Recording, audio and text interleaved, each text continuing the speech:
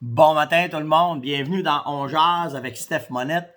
On parle de chasse, pêche, plein air, puis on a du fun. Mais matin, on va avoir du fun. Il y en a qui ont voulu essayer de me tester. On va mettre les points et BCT ce matin. Mais en ce 12 janvier, on va quand même faire un petit bout de météo. Puis j'ai plein de sujets, c'est vraiment cool. La météo de Monette ce matin, moins 4. Ressenti moins 7, le vent est ouest-sud-ouest, 4 km/h. La lune, 1% dans son dernier croissant, on est dans lune noire. La pression est à 9,92. Le best hunting fishing time est à 1h cet après-midi jusqu'à 3h cet après-midi. Puis on a eu une petite trace de neige ce matin ici. Dans les recaps, il y a plein de belles questions aussi, mais avant, on va prendre une petite gorgée de café. Hey, ce matin, je suis sur le drup à Yann, le velouté urbain. C'est vraiment cool. Ça, c'est mon meilleur. Pour moi, là, c'est mon meilleur. C'est mon café de tous les jours. Surtout quand j'étais à la chasse. Mais vraiment bon. Doux. Bon, pas d'arrière-goût, rien. C'est vraiment un bon café. OK. Hier, pas hier, ça fait une couple de fois que ça arrive. Puis après une couple de discussions avec ma gang, on s'est dit, t'as le droit de dire ça, t'as le droit une fois de temps en temps de faire une couple de mise au point, puis de... Là, je n'aimerais pas de nom, c'est sûr, mais si vous me lâchez pas, on va le dire à un moment donné. L'affaire est que on est après se battre pour dire que la gestion au Québec, c'est de la... OK, on le sait. Et quand on commence à jouer avec des chiffres, si on se trompe sur une virgule, un point, il y en a qui viennent nous ramasser pour nous dire « Tu t'es trompé. T'as pas dit la bonne affaire. » Mettre ça bien global, moi, là, ça va être bien simple à matin. Là. Ce qui est important de comprendre là, au bout de ça, là, c'est pas que je me sois trompé sur 1000, 2000, 5000 chevreuils qu'il n'y a plus, ou 2000, 3000, 4000 orignales qu'il n'y a plus. Puis ça prend pas, faut pas... Les gars de terrain, là, on va vous parler en gars de terrain, OK? Moi, là, si je fais 150 km dans la réserve de Matane, puis que je vois pas un stick d'orignal, pas compliqué, il n'y en a plus. Puis la même affaire pour le chevreuil. Quand tu es habitué de voir 8, 15, 10 bucks différents, que tu es une gang de 10 gars qui chassent ensemble, puis que normalement, tu dois 3 à 4 matures par saison, tu voyais à peu près 10, 15 bucks. Chaque gars voyait ça parce qu'il laissait passer. Puis que là, tu as de la misère à avoir une femelle. Pas compliqué, il n'y en a plus. Fait que, si je me trompe d'un chiffre, ça va arriver. C'est sûr que ça va arriver. Parce que les chiffres, tu peux les interpréter comme tu veux, comme que c'est. Une affaire qui est sûre, c'est la raison pourquoi faire. Les chiffres vont nous aider à comprendre.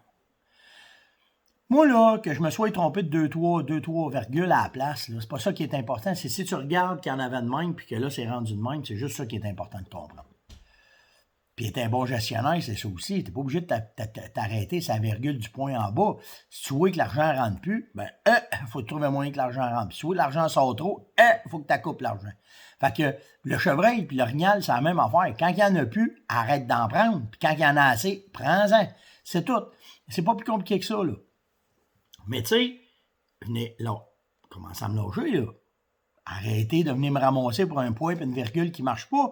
Parce qu'il y en a une gang, là, je le sais, là, je les vois aller. Là, ils sont sur mon dos. Là. Aussitôt que je me trompe un peu, là, ils viennent me taper sur la tête. Tu as deux choix. C'est soit que tu comprennes que le message qu'on veut passer, là, c'est que tu auras beau mettre les chiffres que tu voudras sur la table. Ça, je m'en... Enfin, je peux te dire, c'est que la majorité du monde qui vont dans le bois, là, ils envoient plus de gibier. Puis que ce soit l'orignal, que ce soit le chevreuil, c'est ça qui arrive. C'est juste ça. Fait qu'il y en ait 10 000, qu'il en reste 1000, ou qu'il en reste 1000, qu'il en reste 100, c'est pas ça le but, là. Le but, là, c'est que si t'es dans le même avis que moi que ça plante, arrête de te barrer les pieds dans les fleurs du tapis, puis avance. Ce qu'on veut, c'est avancer. Ce qu'on veut, c'est passer le message. Ce qu'on veut, là, c'est que le ministre s'assied avec nous autres puis qu'il nous considère. Ce qu'on veut, c'est que quand on s'assied à une table, OK, qu'il arrête de nous regarder parce qu'on n'a pas assez d'études. Tu sais, alors que je suis rendu, je commence à avoir un peu de bois dans le tour des bottines. Puis il y en a une Christie de gang de même. Une Christie de gang. Puis la différence que de là 30 ans à aujourd'hui, c'est qu'aujourd'hui, là, en 2 clics, tu as les études.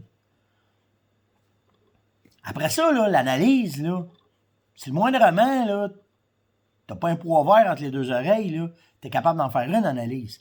Puis c'est là qu'après, tu vas discuter, tu vas élaborer, puis c'est comme ça qu'une société avance, quand elle est capable d'échanger, qu'elle est capable d'arriver avec des bonnes décisions, puis que ça avance. Quand c'est pris sur un bord, que tout est pitché sur un bord, ça ne veut pas dire qu'ils prennent les bonnes décisions, là.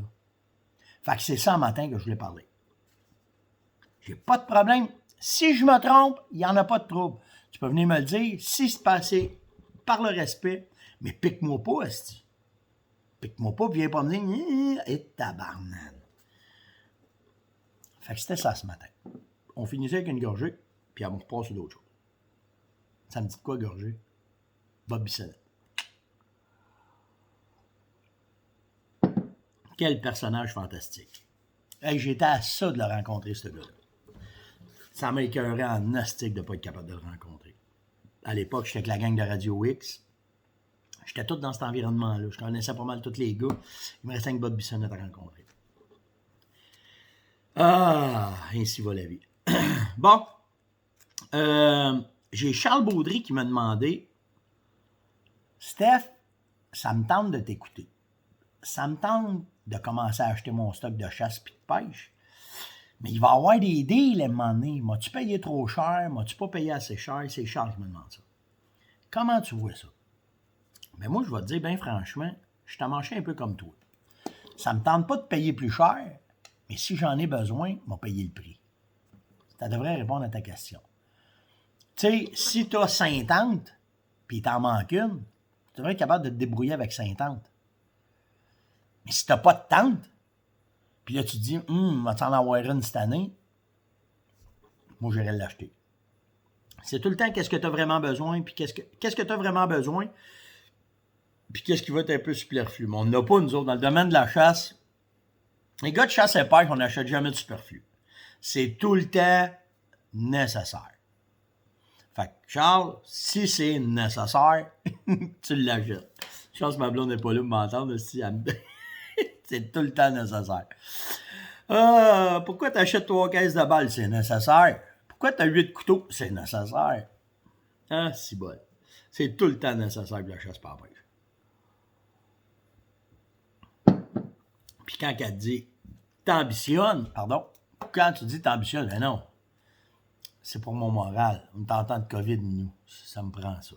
Fait que je vous donne une coupe d'inside le matin, là. Au-delà des air loose moments, une coupe de petits yens, là, c'est toujours nécessaire. Tout le temps, tout le temps, tout le temps. J'ai Justin qui m'a demandé c'est quoi le meilleur environnement pour les salines. Si à la base de tout, tu pars avec les lignes de transition. Première affaire, tu arrives sur un territoire, tu ne le connais pas, là, tu regardes le bois, là, 2 essences qui viennent se toucher, c'est là que tu vas voir tout de suite. Tu longes, tu sors dedans, tu rentres dedans, tu sors dedans, tu rentres dedans, tu vas voir, tu joues sur la ligne de transition assez large, tu commences à trouver des signes. Tu commences à trouver du crottin. Crottin d'hiver, crottin d'été. Ah, c'est quoi la différence? Des grosses crottes d'orignal bien brunes, bien secs. C'est la nourriture qui fait ça parce qu'ils mangent l'écorce puis ils ne mangent pas grand-chose, crottin d'hiver. Quand le crottin commence à se poigner d'une motte, crottin d'été. 2 petits trucs de même. Quand tu pognes une motte de chevreuil qui est toute poignée ensemble, là, crottin d'été, ils sont dans la nourriture. Quand tu commences à pogner des glazettes, ça va vers l'hiver. C'est la nourriture qui fait la différence dans leurs excréments. Fait que la meilleure affaire, c'est que aussitôt que tu trouves une transition, c'est la meilleure place pour faire tes salines. Après ça, tout dépendant de l'espèce. Moi, le chevreuil, j'aime ça le faire sur des coteaux secs. L'orignal, je vais me mettre plus proche d'un endroit humide. C'est la seule différence des deux. Ils ont-tu besoin d'eau? À cette heure, on se casse pas la tête avec ça. L'eau, ils vont trouver, mais qu'il y a besoin. Avant, on pensait que s'ils prenaient du sel, ils allaient prendre de l'eau, prenaient de l'eau, ils revenaient. Avec tous les tests que j'ai faits, moi, je vois plus de différence. C'est pas comme prendre la bière. Là. Prendre la bière, prendre du sel, là, c'est pas le même. Fait que c'est la meilleure façon. Après ça, c'est toi qui vas le savoir. C'est ta prospection. Comment est-ce que tu vas watcher? Comment est-ce que tu vas faire? Puis après, tu vas t'apercevoir aussi que si tu es dans des gardes-manger d'été, tes salines ne marcheront peut-être pas. Tu sais, c'est tout le temps, après ça, c'est essai-erreur que tu vas voir. C'est pour ça qu'on prône beaucoup à cette heure les micro-salines. Tu vas faire, mettons, au lieu de faire 4 salines, tu vas en faire 8 ou tu vas en faire 12. Ah, t'es-tu malade? Non, fais-en des petites. Puis regarde aller ça. Celles qui vont marcher août, septembre, octobre, c'est ceux-là que tu vas regarder. Parce que c'est facile de déplacer un cervidé en été vers une saline, mais c'est dur de le garder en automne sur une saline quand la bouffe a changé de place, parce que c'est la bouffe qui mène. L'été, c'est pas grave. Si l'été il vient de moins sur vos salines, c'est pas grave. Ce qu'on veut, c'est qu'il soit dessus ou septembre, octobre, novembre. C'est ça qu'on veut. Après ça, c'est juste essai-erreur. Puis la meilleure personne pour vous le dire, c'est où qui va être la meilleure saline, c'est le chevreuil plurignat. Moi, je peux juste essayer de vous enligner. J'ai... Ah, c'est que je t'ai après parlé avec, j'ai pas marqué son nom. Mathieu... C'est-tu Mathieu? En tout cas, on parlait de prédation. Il me disait qu'il n'y avait plus de petits gibiers. Puis il disait, d'après toi, c'est quoi, Steph? Bien, il y a deux affaires que moi, je pense, OK? Puis là, on va peut-être avoir besoin d'aide. Là. Il y a peut-être du monde qui me connaisse plus que ça, mais c'est mes connaissances de terrain, je vais vous dire. Là. Le petit gibier, c'est un cycle. Fait qu'il y en a beaucoup, il n'y en a pas. C'est normal, c'est un cycle. Ça vient, ça part. Il y en a qui disent que c'est aux 7 ans. Il faudrait que je parle avec une couple de gars là, qui les ont étudiés. Mais une affaire qui est sûre, c'est que le petit gibier il est à la base de la chaîne alimentaire. Fait que s'il y a beaucoup de prédation, tu vas avoir moins de petits gibiers. Ça, c'est sûr. Puis, c'est bon, le gars, je peux pas aller parce que je suis après filmer avec mon téléphone, mais il est dans mon téléphone, le gars avec qui je parlais. Mais une affaire qui est sûre, par exemple, c'est que il faut que tu vérifies une fois, si tu me dis, j'ai pas beaucoup de coyotes, j'ai pas beaucoup de renards, j'ai pas beaucoup de pékins, pas beaucoup de marques, puis j'ai pas de petits gibiers, bien, ça peut être l'habitat parce qu'ils n'ont pas de bouffe, mais ça peut être aussi un autre genre de prédation. Des animaux domestiques, des chats. Moi, je l'ai vu de mes yeux, ça.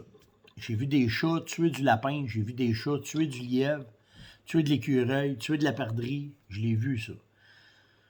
Puis pour trapper, ça arrive, j'en pogne dans mes pieds à trappe. Mais quand c'est sûr, si je trappe entre deux chalets, je pogne un chat, je suis pas fort. Là. Honnête, pas fort.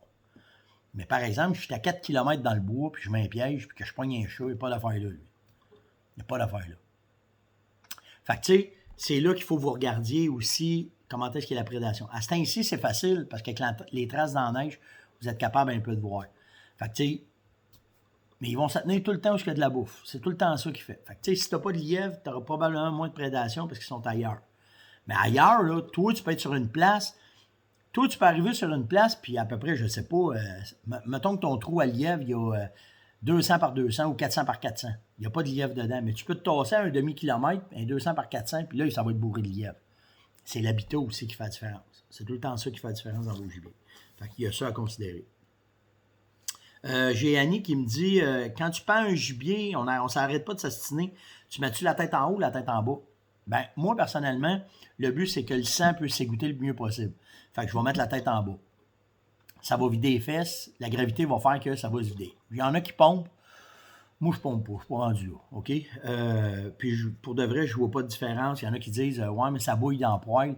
Si tu veux pas que ça bouille dans le poêle, tu as deux affaires à faire. C'est un, la congélation, il est pour beaucoup dans ta viande. Parce que ce qu'il faut comprendre, c'est que toute l'humidité dans de la viande, qui est le sang, OK, c'est sûr, si tu le pompes, tu vas l'enlever, puis il y en a qui vont mastiner. Là. Mais veux pas, il y a de la viande dans le sang. OK? Quand ça gèle, l'eau, le sang, va prendre de l'expansion. Il va casser les fibres de la viande. Quand tu vas le dégeler, les fibres qui retenaient ce sang-là, ils vont l'évacuer. Fait que c'est ça le surplus que tu as. La meilleure affaire, c'est si tu veux manger un bon steak puis tu veux pas qu'il bouille, c'est que quand tu le sors, tu le dégèles, laisse-le reposer à température pièce au moins 1 heure. Puis là, tu vas voir, tous les muscles vont se relâcher. Tu vas avoir ton eau qui va sortir de la viande. Là. Moi, je le prends, je l'éponge sur une guenille, bien comme il faut. La poêle, bien chaude. Il faut que ça fume. Il faut que ton beurre commence à colorer. Tu mets ça dedans. Bien ail, tu le fais colorer d'un bord, après ça, tu le baisses, tu le vires de bord, puis là, tu le laisses finir de cuire. C'est la façon. Fait que, tu sais, moi, Annie, je te dirais, pour enlever le maximum de sang, je mets la tête en bas pour que ça saute parce que je veux pas que le sang se gorge dans les fesses. Ça va aller. Puis après ça, aussi, le vieillissement est bien important. Tu sais, un orignal, là, faire vieillir ça un 12 jours, là, si la température est bonne, il n'y a pas de problème. J'ai Yannick qui m'a demandé, contrôle des odeurs à l'ours, Steph, tu fais quoi? Question qui tue. Mon meilleur truc pour contrôle des odeurs à l'ours, parce qu'on les tire proches. On est à l'arc. 90% du temps, à cette heure, on les chasse à l'arc. On tire ça en dedans de 10 mètres. Mon plus gros ours, un 300 quelques livres, un Pope & Young, j'ai tiré ça à 4 mètres. Tu sais que c'était cool. Mais, le truc, Thermacell. Fait là, Thermacell, c'est pour les bébites. OK, tu as ta languette dedans. Mais regardez comment j'ai mis ma languette à moitié. Puis là, tu arrives avec du spritz au chocolat. Tu swings ça là-dedans. Là, ça brûle. Ça sent le chocolat malade. Ça sent bien meilleur que n'importe quoi d'autre. Fait que le spritz au chocolat, tu l'utilises sur tes appos aussi. Mais quand tu le mets là-dessus, la vapeur de chocolat que ça fait, ça sent bon. Puis je vous le dis, là, ils vous sentent pas ça. Moi, là, aux 10 minutes, une odeur de chocolat de malade, ça couvre mon odeur en masse. On a tiré en masse des ours à cette distance-là. Fait que ça, c'est le truc du matin. OK, le temps avance. J'essaie d'y aller court parce que je veux garder, je veux pas buster. Là. Mais pour l'ours, là, il faut que je revienne avec ça. Quand vous chassez l'ours, ces languettes-là, une fois qu'ils sont utilisés, laissez-les sur vos appâts. Cette odeur-là, ils vont s'habituer. Ça va les empêcher d'être méfiants.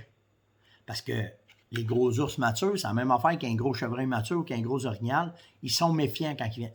Ils sont moins méfiants parce que les autres, ils sont dans le rang de la prédation.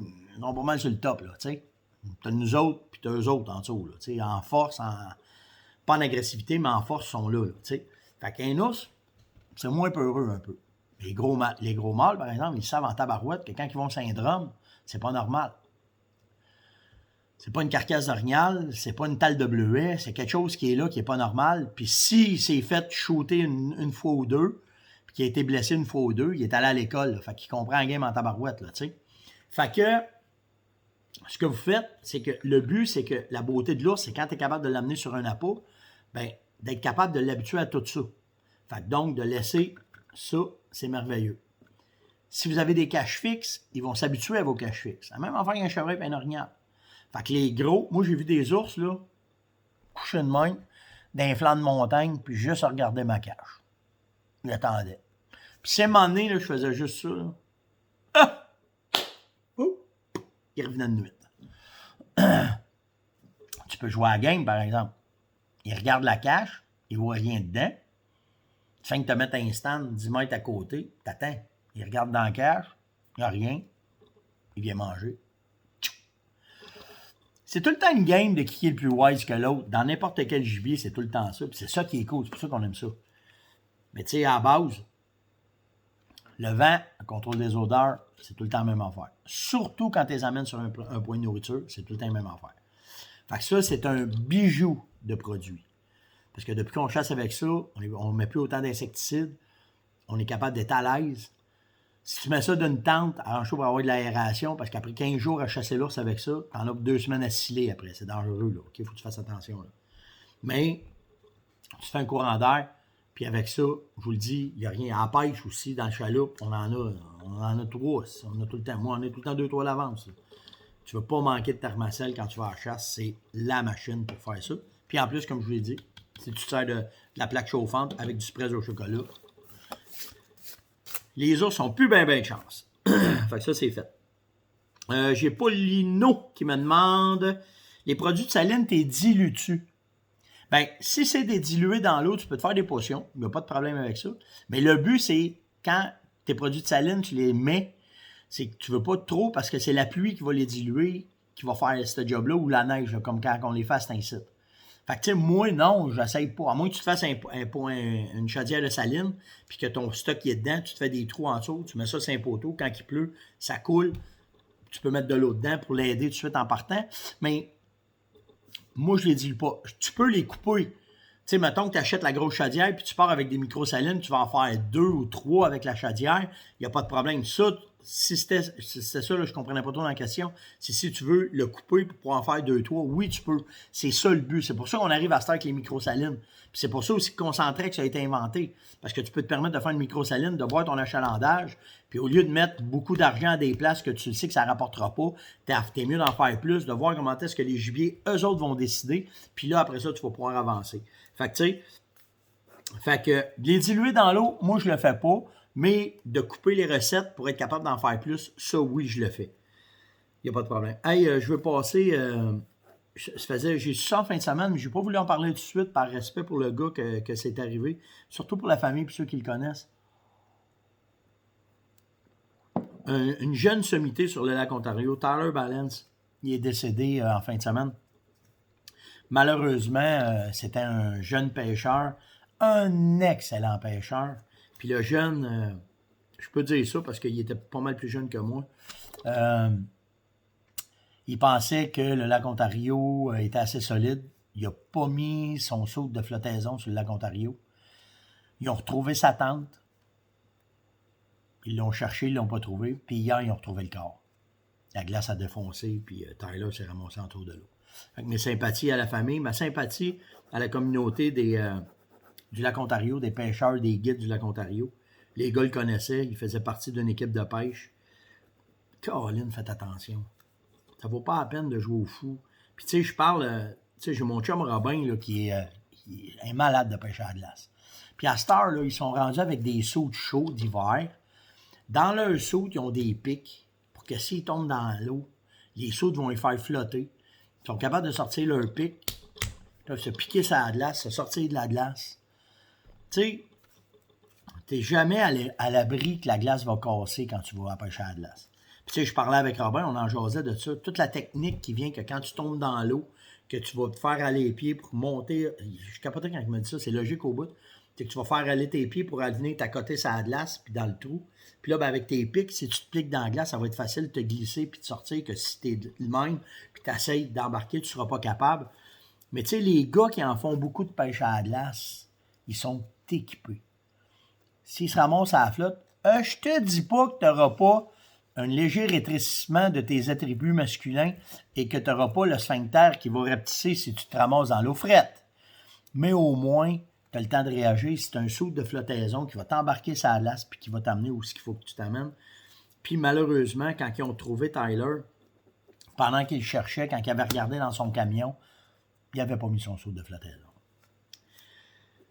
Fait que c'est bien plate, mais c'est ça. Fait que mes sympathies à toute la communauté et à la famille. J'ai Huguette. Moi, c'est le fun, hein? Là, les filles commencent à être là en tabarouette. Là, je commence à trouver ça cool. Parce qu'au début, c'était un des barbus qui me parlait. Puis là, il y a des femmes, puis gênez-vous pas, les filles. Vous avez des questions. Moi, je l'ai tout le temps dit, hein, de toutes les formations que j'ai faites, les meilleurs qui ont le plus de résultats, c'est les femmes parce qu'eux autres, ils écoutent. Tu leur dis, fais ça de même, ils le font. Tu fais ça de même, ils le font. Il n'y a pas de testostérone là-dedans. Les filles, faites ça de même, boum, ils vont. Les meilleurs tireurs que j'ai rencontrés, souvent des femmes. Tu prends une carabine, tu fais ça, j'ai vu ça, là, des centaines de fois, là. Tu prends une carabine, tu donnes ça à une femme, elle va tirer, là. Là, elle va dire, j'ai peut-être peur du coup. Inquiète-toi pas, il y a un muzzle break, peu importe, ça vous doit faire la job. Mais place-toi comme il faut, lève ton bras, fais attention, installe-toi, tu vois encore un man, quoi. Boum! Tu sais, le premier coup dans le centre. Tu dis, OK, mais un autre, boum! Les balles se touchent. Tu sais, c'est le fun. C'est vraiment, vraiment le fun. Vous êtes rendu 25% de la communauté des chasseurs au Québec, c'est des femmes. Alors, les filles, ne lâchez pas de me poser des questions. C'est collinement le fun. Huguette me demande pourquoi vous mettez les blocs de Vitalmix si haut. Bien, c'est parce qu'avec toutes les observations qu'on a faites sur l'orignal, la première fois qu'on s'est aperçu, c'est souvent nos blocs étaient à terre parce que les orignaux vont se frotter ces poteaux. Ton bloc est à terre, ça encourage la prédation. C'est plus facile. OK, il y a ça. Puis, il y a le fait que ton bloc à terre, ben, il va passer plus vite. C'est pas à terre que tu le veux. Tu veux qu'il soit à la hauteur, qu'il soit le fond. On a remarqué que en les mettant plus haut, les blocs duraient plus longtemps parce qu'avec la pluie, la température, le bloc aussi, ils font sur ton poteau. Puis si en plus tu viens mettre ton Vitalmix, c'est là que tu vas augmenter la qualité de ton poteau parce que c'est le poteau qui va tout retenir le sel. Fait que ton bloc va durer beaucoup plus longtemps si tu le mets haut sur un poteau, que tu ne donnes pas la chance aux orignaux de licher en fou, surtout de le mettre à terre. C'est surtout pour ça qu'on faisait ça. Puis c'est moins facile aussi parce que les ours vont quand même les visiter vos sites. C'est pas vrai. La seule affaire qu'il faut que vous compreniez, c'est quand tu vas mettre, mettons, des produits, puis tu vois un ours dedans, ce qu'il y a dedans, s'il mange chaud, il se filera pas bien, là. OK? Trop de minéraux, sa capacité n'est pas faite pour ça. Si vous les voyez se rouler dedans, par exemple, c'est parce qu'ils veulent s'enduire de cette odeur-là, parce qu'ils trouvent que ça sent bon. Puis, on va pousser l'analyse. On n'a pas de preuve de ça, mais c'est pas compliqué à comprendre. S'il sent l'anis, ben, il va peut-être avoir plus de chances d'approcher un orignal ou un chevreuil ou s'il sent les pommes parce que ça sent pas l'ours, tu comprends? Fait que tout ça un dans l'autre, la seule raison pour faire que le poteau, maintenant, on le fait haut, c'est pour garder le maximum de rétention de la préparation de ton bloc avec ton Vitalmix sur le poteau. Puis c'est pour empêcher que les orignaux, quand ils vont se frotter sur le poteau, qu'ils soignent à terre puis qu'ils le brisent. Fait que c'est juste pour ça. Parce que les poteaux deviennent un endroit d'odeur aussi pour les orignaux.